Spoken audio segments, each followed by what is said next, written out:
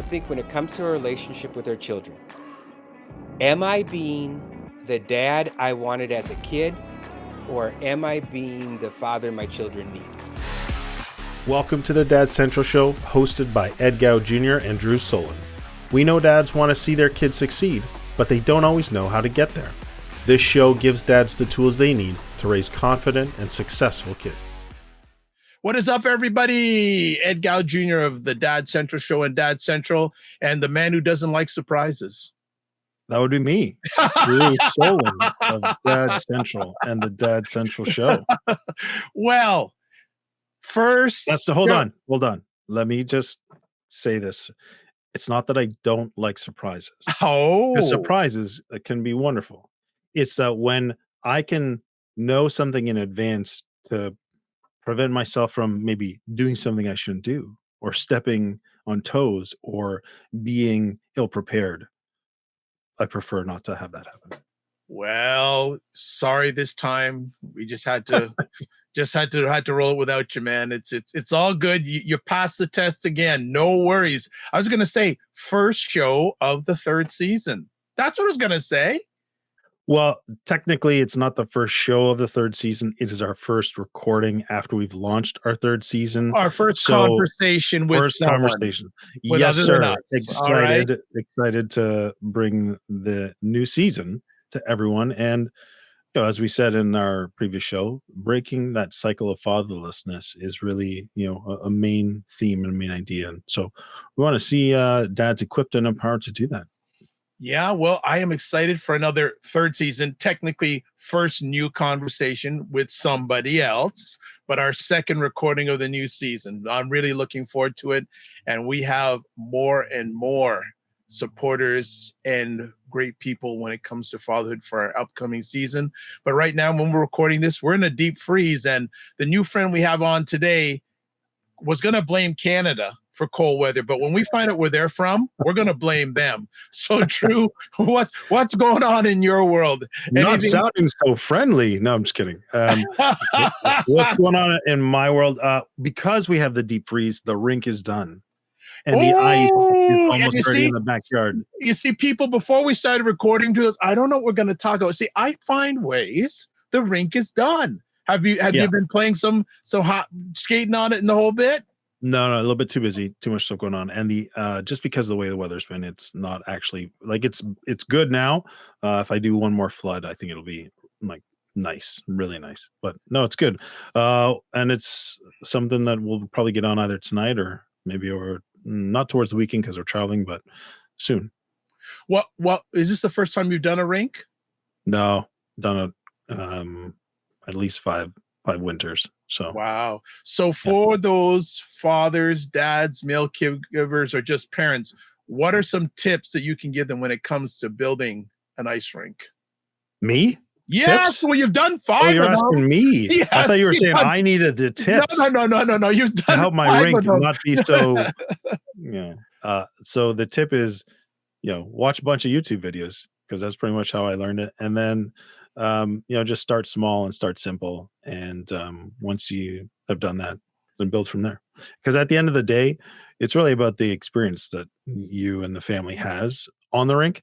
Because you can easily get focused on making it perfect or, building something fancy and really lose hours and hours and hours out there. But for me, the goal is what can I create in terms of memories and experiences with our family as a result of having the rink? So there you go.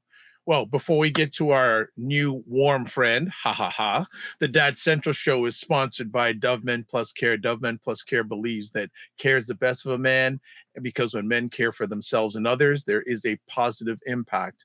So, Drew, I will give you the honor and privilege of introducing our new warm friend. Great. Thank you, Ed. And we're excited to talk to Steve Anderson today. So Steve is married and has 2 sons. He's the former director of the not-for-profit Boys to Men Mentoring Network of, where he's from, Minnesota, where he led national and international transformational weekends for boys. So Steve's got over 10 years of experience working with men and boys and developing the emotional awareness and skills they need to reach their full potential. So he lived through his dad's spectacular burnout. as a teenager and works with fathers to help them avoid doing the same in their own lives. So, Steve's a certified professional coach with training in applied neuroscience. So, Steve, welcome to the show. We're excited to have you, and thanks so much for being on with us today. Oh, well, thank you for having me. I'm excited to be on the first conversation, right, of season 3. And to all the Canadians out there, I would say I have nothing but love for Canadians, but living in Minnesota, when I see the weather in Knife Head or some town, it's like 40 below. I'm like, we know that weather's coming. So nothing personal, just Yeah, yeah. geographic. We can just pull you off the screen anytime we want to. You know that. All right. But no, real pleasure to have you here. Looking forward to getting some really good sharing from you, personal experience and lived experience in regards to dads, fatherhood, etc. So I will let Drew kick it off. Well, Steve, we like to dig into a little bit of the backstory of our guest. And so, can you start by just telling us maybe what was life like for you growing up? Um, well, I thought at the time normal, right? Like I think most of us do, whatever we're experiencing is the normal thing. But I'll just give one incident, which is the big one, and it was mentioned. My dad was not somebody who could express himself, right? So he had a very stressful job. He run a rehab clinic, and he would come home tense, right? So my relationship with my dad was like, hey, he'd come home, disappear into his office, right? Because that was the way his way of dealing with emotions was sort of get himself away. And it wasn't working because then he had a nervous breakdown. And I think this happens with a lot of people, which I learned as an adult, right? I don't remember a lot about it. Right? I mean, I know he was, put in a facility for 30 days, right, where he was, locked doors, y so he doesn't kill himself, and, he went from running a rehab center to, after that, it was his first job was, being a waiter at a Happy Chef 30 miles from town, and I think that 30 miles from town too was probably a bit of a shame thing of, if you think about the fall from, I'm the director in this small town and now it was broken. And so that was, and that's on my dad's side. And super sure my mom was bipolar and not treated well for the longest time. Right. And so until those medications got right, uh, you know, a super high event once a year, right? Super low event at least once a year. And so I did not have, a lot of good okay, I did not have role models for positive emotional expression and regulation. It was avoidance or eat food was the kind of two options. And I took that and my coping mechanisms though, because I didn't want other people to know what was going on. And it was funny, my brother took a different path. He's older than me, right? And so he did he got in fights with them and there'd be shouting matches and he had that kind of relationship. I was the youngest and I thought I could fix things, right? So delusional, but I thought I could, and if I'd be good. So I got good grades, right? I was a good Dairy Queen employee. I mean, any of those public facing things, I made sure I did really well. And then everybody would think, oh, look how successful he's being. Everything must be fine at home.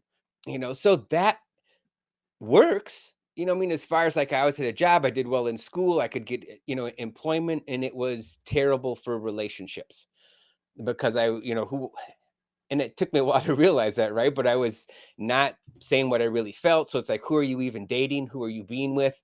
And so in my 30s, that's when I started going, this is just not working. And that's where I began doing the emotional work, right? Which led me to working with boys, and that. And one of the things that I've been saying lately too is for men out there, volunteering, and because all so much of what of the work I did was volunteering in the beginning, is and working with children, there's a healing aspect of that, right? Was I'm working with these boys, I'm being the adult that I wish I had in my life with a teen, right? When I was mentoring and I didn't know it going into it, right? I thought, well, this just seems good and I should do it. But what I got out of it was was huge, and that's something I didn't realize, right? And when I was the director of Boys to Men, and sometimes I'd be talking to somebody to see if they wanted to, who was interested, and I would ask them, "What do you hope to get out of this?"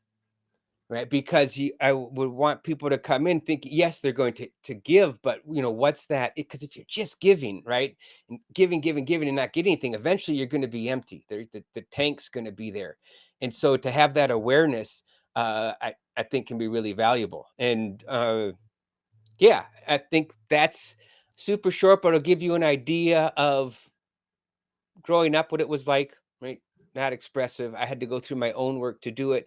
And now I've got, when I met Katie, who's my wife, about 10 years ago, her boys were 6 and 10, and we got married. Their biological father died, so I've been able to adopt them, and now they're 16 and 20. So and I could not be happier as being a dad. That what I mean, I was looking for that thing, right? What is it to be a man, right? Joined the army, trained in martial arts, and it's like, no, cool. I will always like, and I never went into combat, but I will always like blowing stuff up. I have no, I think that's cool. It's fun. And yep, I'm 50 and I would still, if I had a chance, blow things up. Um, but it wasn't that fulfilling. It had the purpose, but not that spot, right? And whereas being a dad, it's like, okay, right? This is when I do this right, when I have the good dad days, it's like nothing compares with that for me. Hmm. Awesome. Well, thank you for, sharing some of those things. Not easy.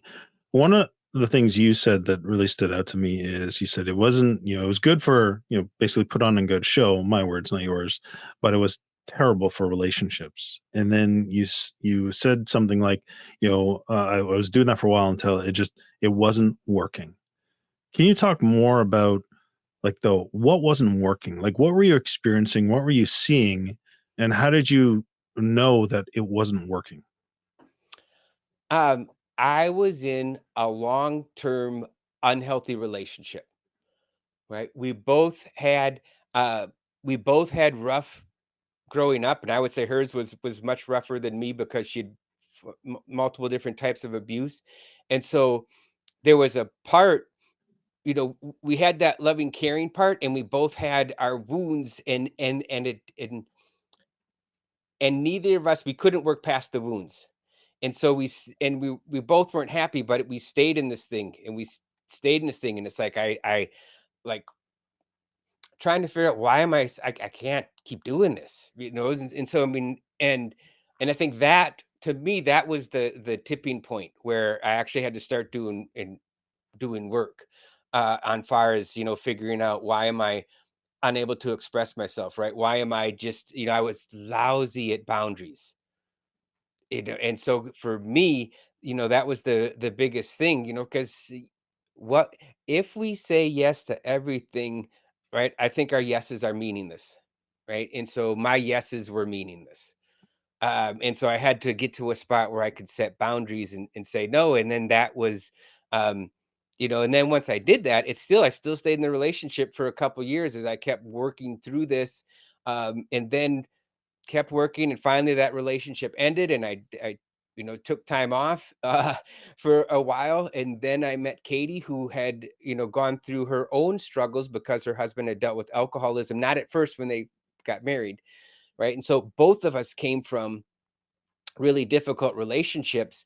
And so in a sense, we knew the warning signs, and could appreciate each other's experience, and that we're both, um we need to have certain conversations on things. And just I was like, oh, for the first time in my life, and this is why I was such a lousy boyfriend and partner before, like, for the first time in my life, and it scared the hell out of me, I could, go to Katie and tell her something I was afraid to share, right? And really be vulnerable about something that was important to me.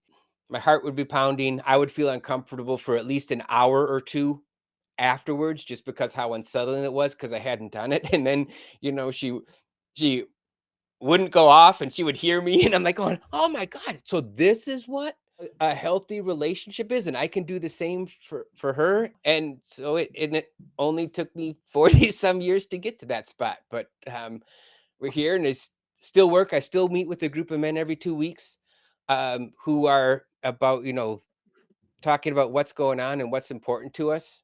So I think it's like, life always gives us new challenges, so we're never done learning about ourselves and our skills and what we need, right? Mm.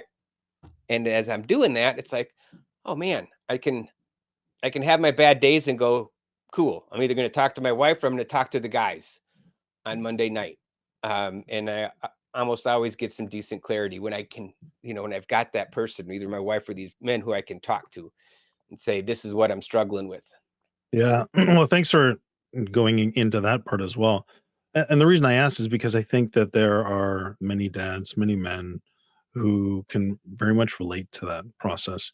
We had Dr. John Olaf. He's the at University of British Columbia. He's the Canada Research Chair for Men's Health, and he has been doing a study on men building better relationships. And so, what you described was very much what he found in the research. Like men will typically stay in an unhealthy relationship, not wanting to rock the boat, not wanting to make any waves, not wanting to, and not even necessarily being willing to do the work. It's only, and your case is a little bit different from the research in that you were in the relationship and you started to say it's not working, and I need to try and figure out why, and I need to take some steps to move into a better, healthier place. Whereas most men, it's not until the relationship ends in some way, shape, or form that they then will start to do more of that work, and then they're much more motivated to do it. So, you know, clearly something was going on for you that you said, I wanted to move in that direction, and you were able to. You had the strength and the support and resources to do that. But I think it's common. I think many men have experienced it, and that's why I thought it'd be valuable for you to share. Like, what was that moment for you that gave you the realization things aren't working, they're not going well, and then how you've been able. So maybe you can, Ed, I'll let you hop in after this if you want, but maybe you can talk about the steps that you began to take that moved you towards and then ultimately getting in your new relationship, which seems to have worked out quite well.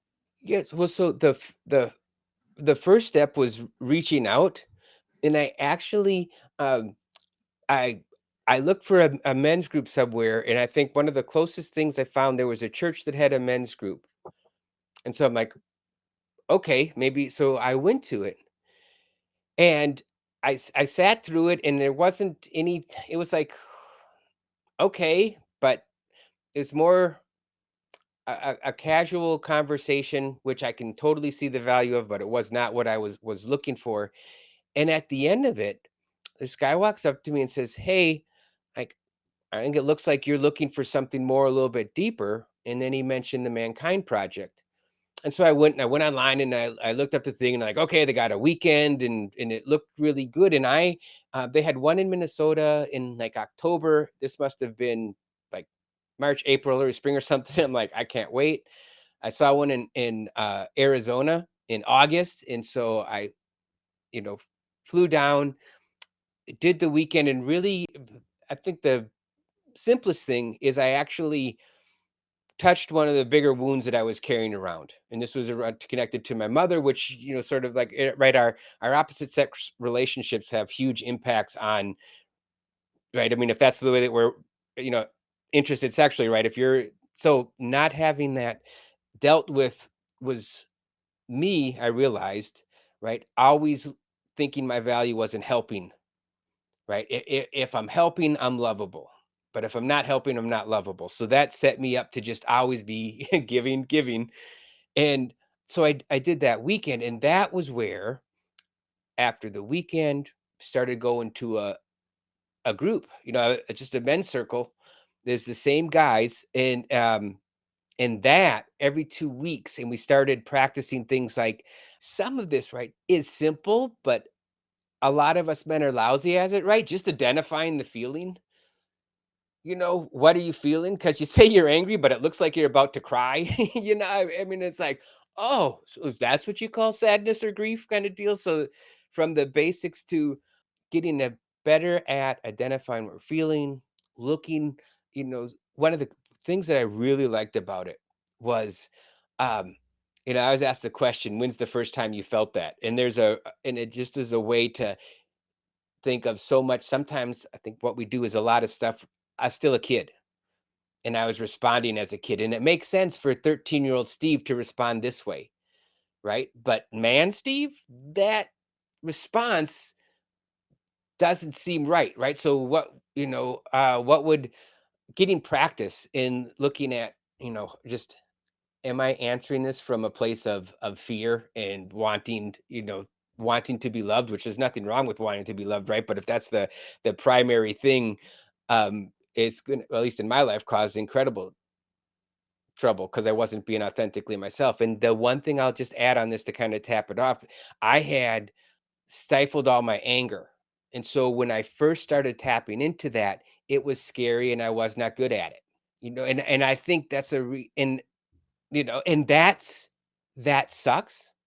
And I think that's one of the things that might be keeping men away from it, doing this work, but it's like that's the path is through it, whatever those emotions are. And to be able to find a group, a place where you can express all those things, whether it's grief, anger, love, you name it, in a way that's productive or at least not damaging. I think if I could snap my fingers, right, and a gift for every man, right, would be those skills to whatever that one emotion is or couple emotions that is derailing them because it comes out sideways. That we had a something that they could go through and develop those skills. Are you a dad who feels like you're juggling a million things at once? Balancing work, family, and personal goals can be overwhelming. But what if there was a solution? That's why we created our new fatherhood community called Dad Mentor. For over 20 years, Dad Central has built practical tools to help dads.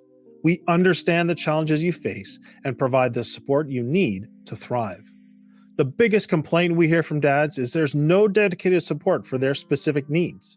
But not anymore. Our new community, called Dad Mentor, is here to transform your fatherhood experience.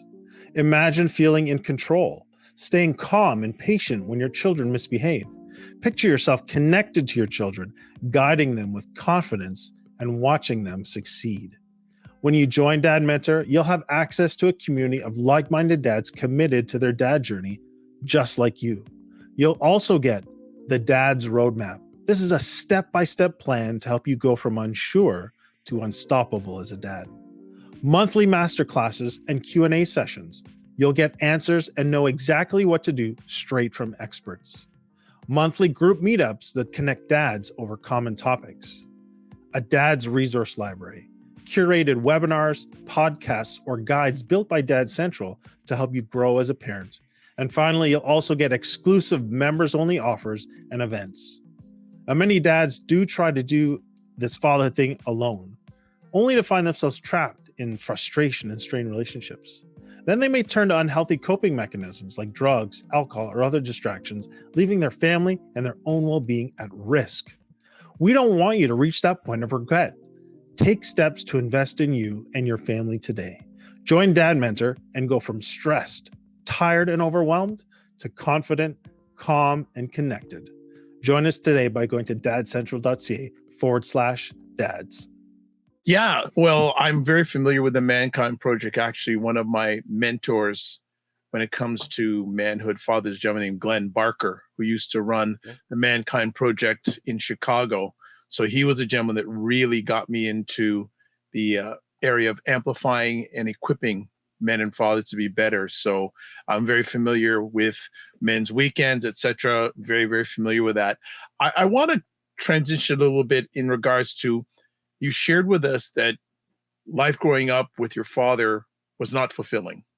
When did you start having a fulfilling life as a father? Because you were getting into a relationship with a lady who already had two kids, and you're coming from a background where you weren't having a fulfilling life with your father. Can you share with us any special moments, especially in the early days, being a fulfilled father, coming from the background that you came from?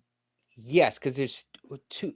So for everybody out there who's thinking about to become the stepdad, the age matters, right? And if the kid's under 8, you're probably gonna have a smoother ride. If they're 8, 9, or over, it's gonna be more challenging because they look at the divorce differently. And because I looked into it as soon as I was, oh, Katie's got 2 boys. And the the first time I met the boys, right, the youngest, it was great.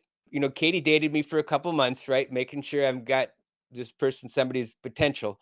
And so, but I finally met him, and it came into the house. The youngest, Colin, came around the corner, And I can remember this like it happened 30 seconds ago. He came around the corner. I was not thinking. I just went, ha! Put my arms up, but I made a startling sound, but I had a smile on my face. He jumped, right? Laughed and ran, and I chased him, and we've been buddies. Since it was just and that still puts a smile on my face. Right now, Connor, who's older, and at this point too, his dad's with his alcoholism. He's a shouter. They're walking on eggshells.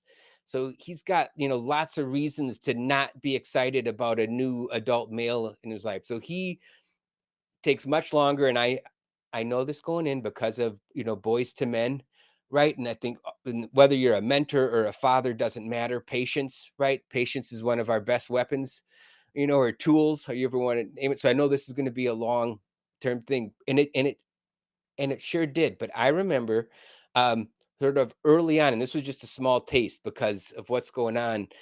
But we were at Snuffy's. It's this little a hamburger place with malts, and we were at this table. And I don't know if his mom was going to the bathroom or not. I can't remember, or maybe I don't even remember. But I remember him walking me through this video game, right? And he's, 9, 10, in the detail that he was telling me, right? It's like he designed the game, but he did, and it was just, and I'm sitting there across the table, and he's just telling me about, okay, well, then you have this cave and you move in here and you do this. And it was just, there he was, we're having a chat up to talk about video games, and it's something that he was into. And so those are two um early moments when I think of, you know, that are like, I those 2 moments meant a lot to me, right? Because when he was telling me that story, that was probably the longest conversation we've had up until that point, right? And so that was beautiful, and we just went. He's home from college now, right? And I got to take him to Flame Burger. Yes, I like burgers, right? And it's like, uh, you know, and and I got to have, here it is 10 years later, and we're sitting at Flame Burger, talking about college and the courses that he's excited about. And it's like, I'm like, damn, you got a good life, Steve. And that absolutely are there challenges in there that have gone along. But I wouldn't trade them, you know, for anything. Well, thank you for sharing some of that evaluated wisdom and storytelling, because I know we have a number of fathers and care fathers that are stepdads, or they call now the new term these days, bonus dads, these days. So I think it's, and really bring that perspective of being in a situation you have really two different children generations being a bonus dad. So I think that's really valuable, that insight that you provided. Drew?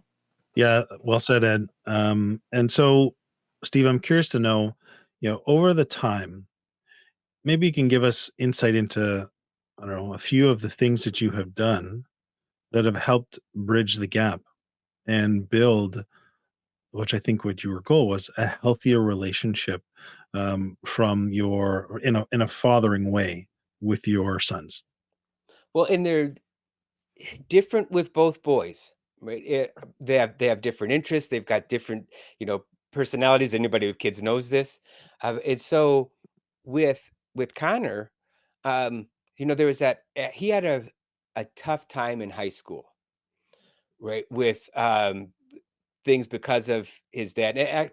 Just the smallest detail, at the end, he wasn't seeing his dad because his dad was drinking himself to death, literally. So it was like he had foregone being a safe father at all to be, right? So, and you can only, how hard that would be. And so here's I am to open up to somebody else and risk that rejection. I can only, I know for myself, right? As far as women, right? And not being able to share, and not that it's the same, but so I could understand his reluctance and patience. So, but I wanted to make sure that he knows that I'm here, right? Even if he's 97% of his conversations at this point are going to be with his mom. There's just no question, and that's it. And I had to get comfortable with that, right? And say, okay, I've got this idea of the father that I want to be, but guess what? He's getting no interest, and it would be terrified if I came in with my new, okay, here I am, take all my wisdom.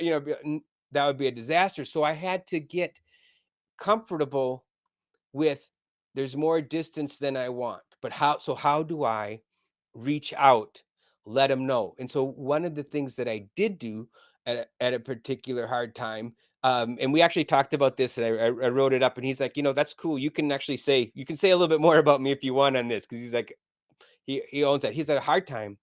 He's not talking to me, but I love him, and I know he's having a hard time. So I wrote him a letter. And a lot of times he had that sign on his door, right? And it was for both me and my mom, his mom, right? Stay out, leave me alone. And so I wrote him a letter, put it at his door, right? And in the letter, I'm just saying, I see that you're struggling, and things are hard, and I love you. Kind of is the basics of the note. But I just wanted to, know that I see what's going on. I care about him. And he didn't mention the letter. A week later, he wrote a letter to Katie expressing what he was feeling, you know, and I took that as a huge win, right? Because hey, he doesn't. Hey, oh, look, there's a new strategy I could use. Use it to connect with mom. Awesome, right? And I felt like I am taking that as a super win, because it opened up a new channel of communication between him and his, mom. That it's funny. I had a 10-year plan. I thought if he gets to be about 28, 29, and comes back and says, "Dad, I love you," right? That'll be good, right? I'm set. I'm thinking 10 years, right? The youngest, you know, going to the grocery store, love you. It was just never a issue, and it was only about 6 years, right?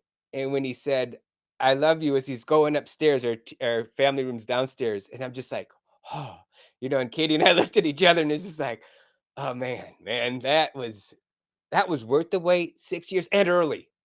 It's like, that was that was good. So I think, and to think this, whether you're stepdad or not, I think when you're a parent, right, when you're a dad, sometimes your job is to wait it out and be there, and that can be hard, especially if you've got that, take charge. I need to fix things. And my God, if my kid's hurting, I hurt too, right?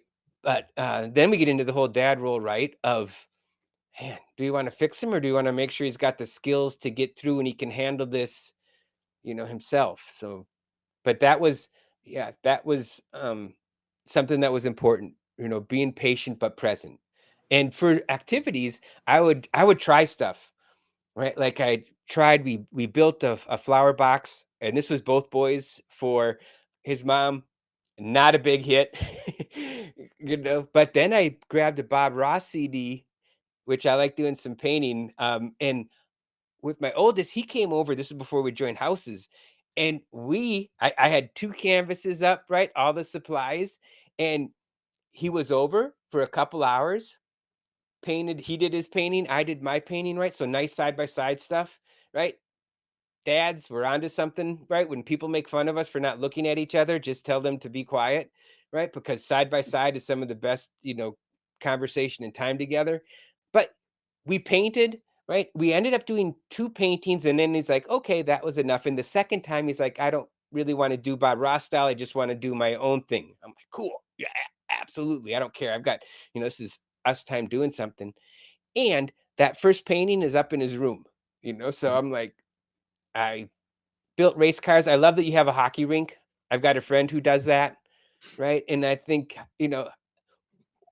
unexpected bonus of being a dad that is sort of obvious, but I missed it, is I get to, right, like, build a race car, right, with a set, or help him, or, I helped him make a paper mache shark for a class once, the youngest. I mean, this is fun stuff. You get to build an ice skating rink. I mean, how cool is that? Right. Yeah. So just one Wow. more Awesome. perk, right?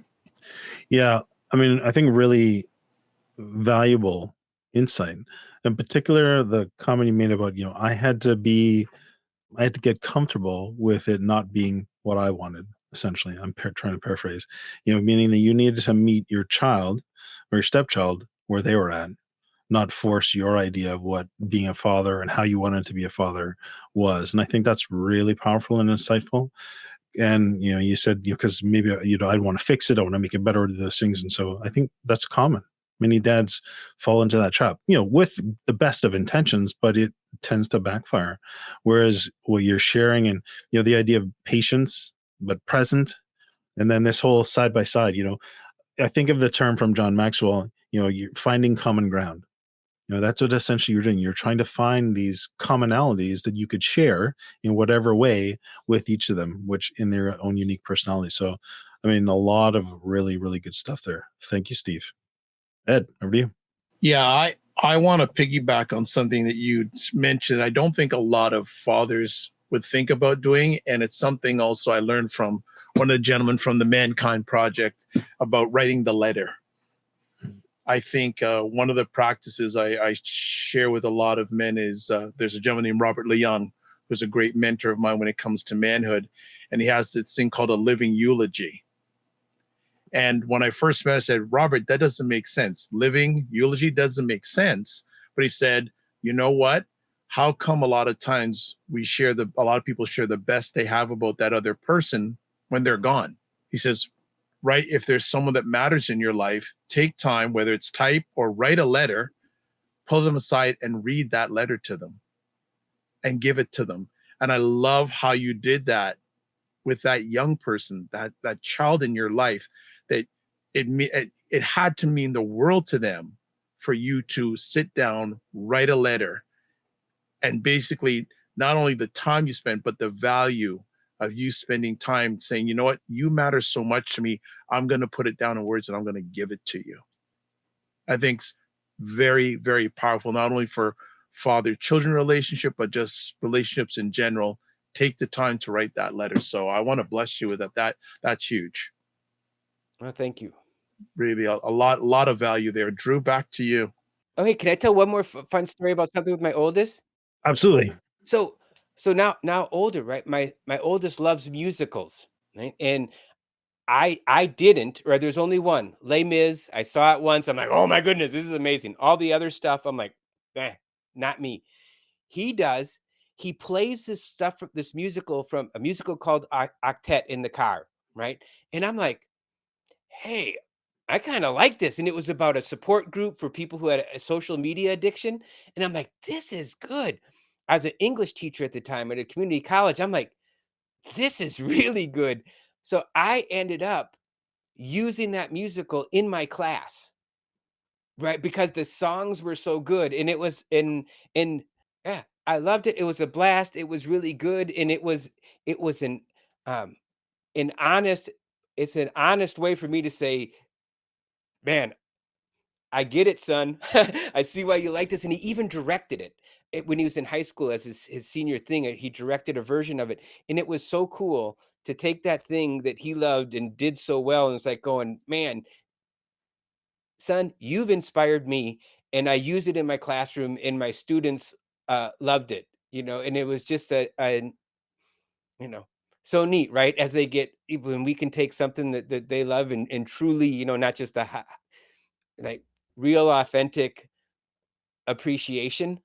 And I can't listen to that musical without thinking about him.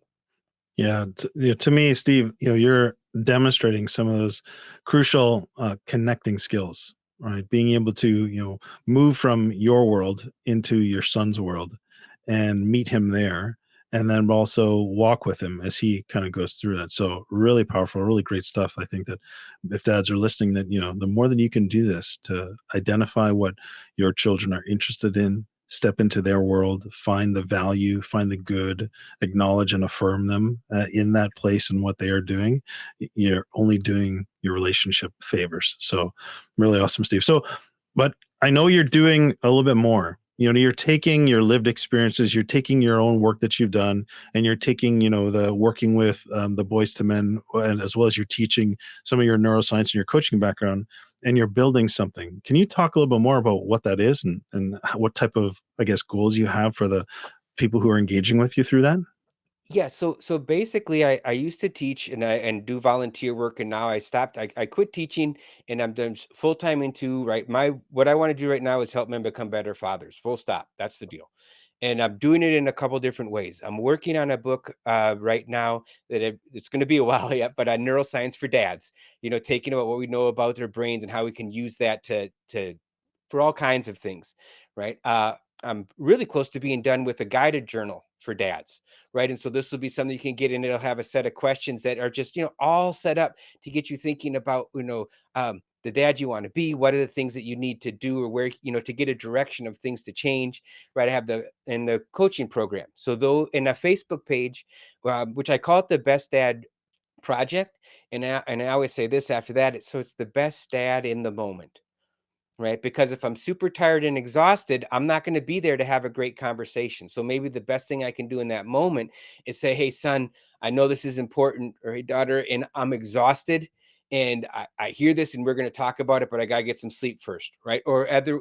So, it's not that perfect thing. That's about what are the things to do to be the best that you can be in the moment. And so that's the coaching program leg of the uh, kind of what I'm doing.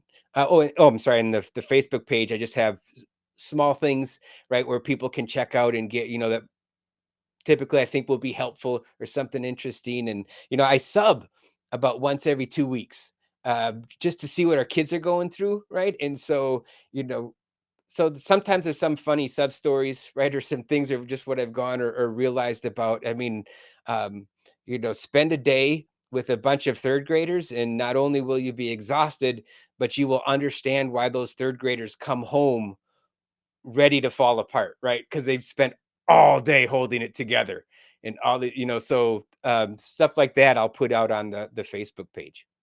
Well, um, Steve, one of the things that we want to help dads with is continuing to grow as fathers, and ultimately with this idea of helping break this cycle of fatherlessness that is pervasive in our cultures. And so we want to be able to give them practical insights. And so I've got two questions that I think my goal is to get every guest who's on the show this season to provide an answer to these two questions, so that dads can actually take it away. So, given what we've talked about and we shared, I think it seems like healthy relationships seem to be a theme. Like, what is one question a dad should be asking himself about, this idea of healthy relationship? I think when it comes to a relationship with our children, am I being the dad I wanted as a kid, or am I being the father my children need? That's a good question. Wow. Okay. And then next, what's one action that a dad can take based on, moving towards a healthy relationship or moving towards being the dad? I really like what you said, being the dad, the best dad in the moment. Well, I would say pick one thing and start small, right? Because if you try, there's so much to do that's overwhelming, you're not going to do anything. Pick one thing. Oh, okay, I want to get better at communication. Okay, then what's the smallest thing you can do to set yourself up for success, right? That will move you in that direction. So one thing and start. My son said this, I thought was awesome. He goes, you got to start starting sometime. Yes, you do. And time to start starting. Right? Time to start starting. Awesome. Okay.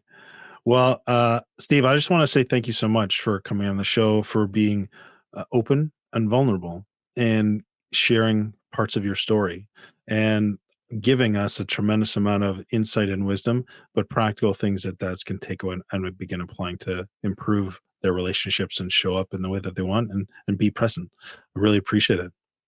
Well, thank you very much.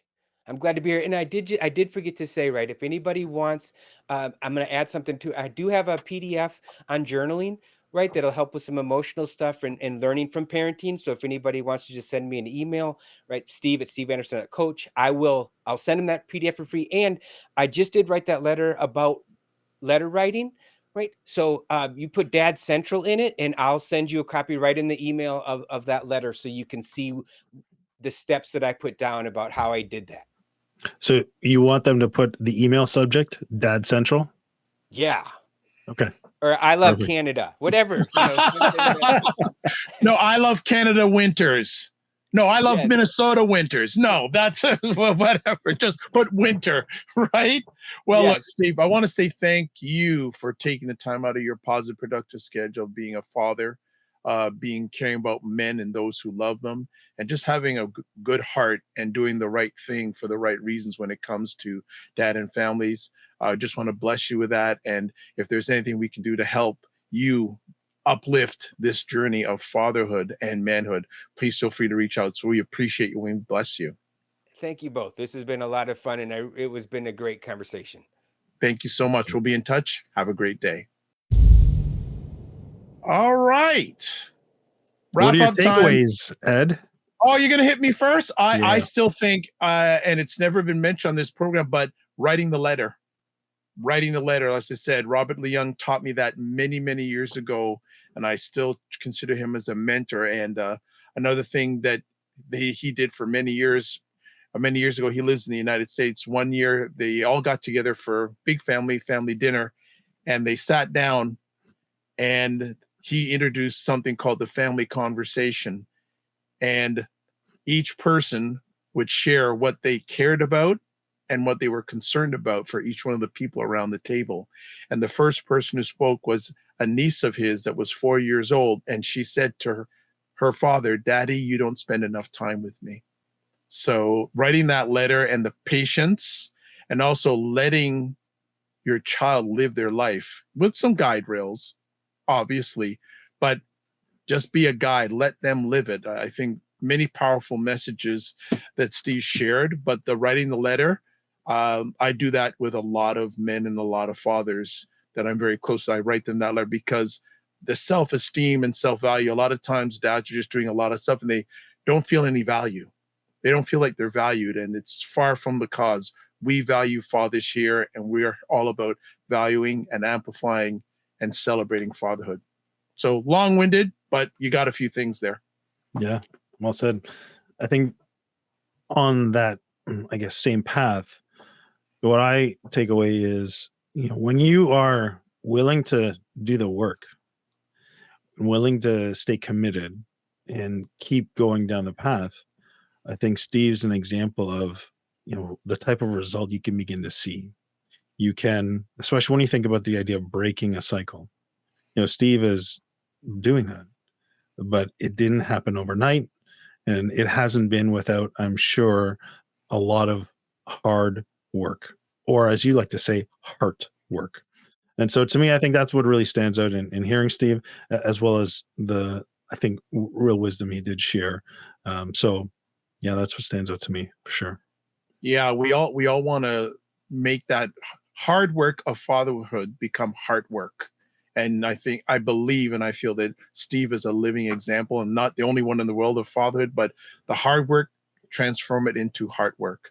So just to end up as always, the Dad Central Show is sponsored by Dove Men Plus Care. Dove Men Plus Care believes that care is the best of a man, because when men care for themselves and others, there is a positive impact.